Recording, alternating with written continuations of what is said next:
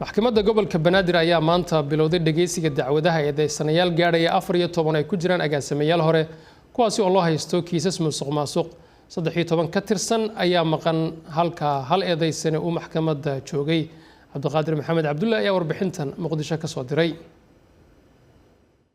maxkamadda gobolka Banaadir ayaa maanta mar kale u fadhiisatay dhageysiga eedo loo haysto 14 eedeysane soo eedeysay xalinta Soomaaliya 13 kamid waa maqanayaal maxkamadda aan joogin waxaana maxkamadda joogay Abshir Maxamed Cali oo kaliya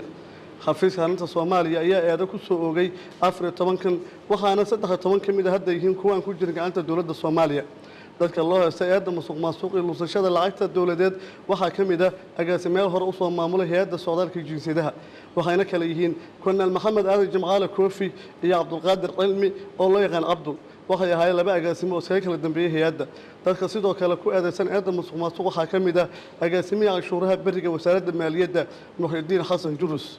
Colonel Maxamed Aadan Jimcaale Koofi waxa lagu eedeeyay luusashada lacag gaaraysa 4 milyan oo dollar halka Abdul oo kaga dambeeyay hay'adda lagu eedeeyay lacag gaaraysa 5 milyan agaasimaha cashuuraha bariga wasaaradda maaliyadda waxa lagu soo eedeeyay lacag 20 milyan oo dollar eedaha loo haysta hadda waxa difaacaya qareene u qabatay maxkamadda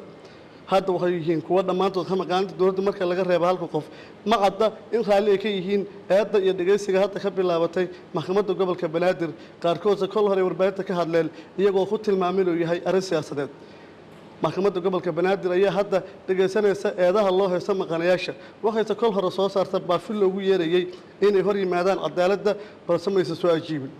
maxkamadda gobolka Banaadir hore waxay u dhageysatay eedo la xiriira musuqmaasuq saraakiil dawladeed oo qaarkood lagu xukumo xukunno kala duwan halka qaarkoodna eedo loo soo jeedo lagu waayay waxaase xafiiska raad kuwa la sii daayay ka qaadatay rafaan oo hadda markale waxay doodooda ka bilaabatay maxkamadda rafaan gobolka Banaadir